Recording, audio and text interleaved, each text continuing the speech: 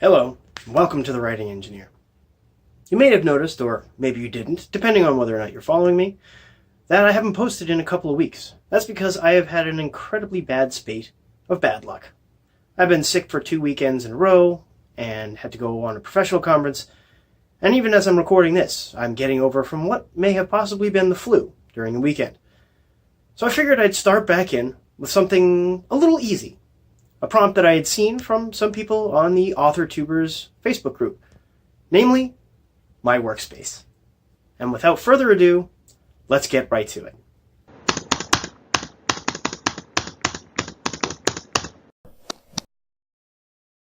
Alright, so this is where I try and do most of my writing. Sometimes it happens, sometimes it doesn't. But you may or may not be able to tell, this is actually kind of an old kitchen pantry that I've converted into a workstation.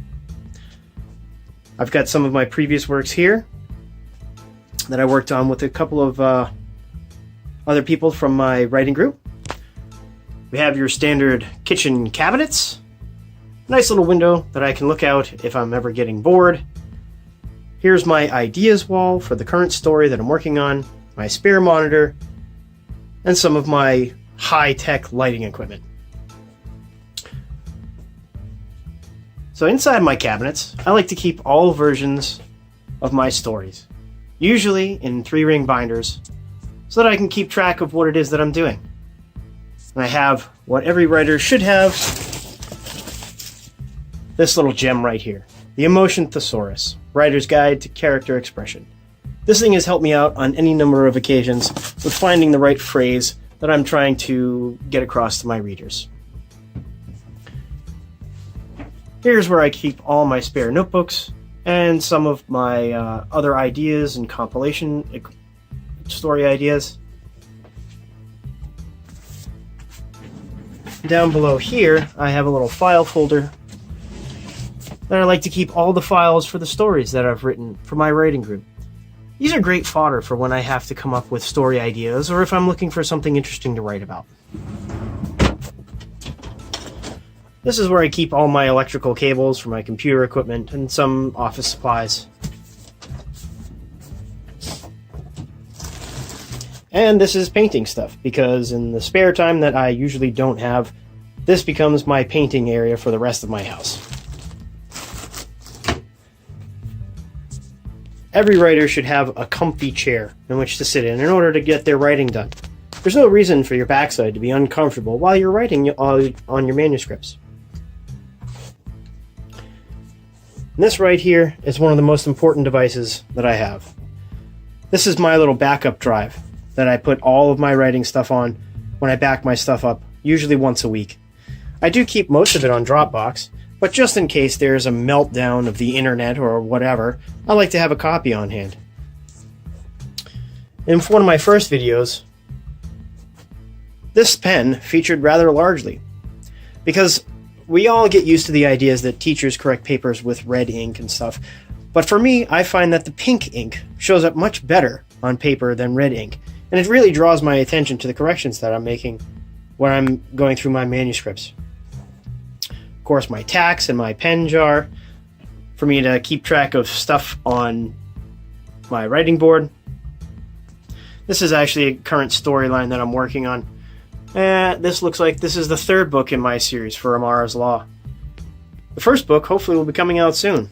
I'll be getting my copies back for my cover from my designer very, very soon. My spare monitor. This is where having a spare monitor, if you work on a laptop or even have just a regular computer, is really a godsend. Having 2 monitors to have your papers across while you're working on them, there really isn't anything better than that. Having your one manuscript working on this monitor while you're working on a previous version or something else, or having something else open while you're doing research or doing something else on your laptop or your computer, is really one of the best things that you can do for yourself. And you can usually pick up a very large one. I believe this is a 24-inch one that I picked up for under $100. And you may not think that a window is really critical to being able to write, But I tell you, having natural light really improves your mood when you're trying to write down hard scenes, or, just need some inspiration, or want to, take your focus off the screen for a few minutes. Here's some stuff my kids have made for me. This one I believe says, "You're awesome," because they're my kids. They think I'm awesome. But anyway, this one, some of you may or may not recognize this, but this is a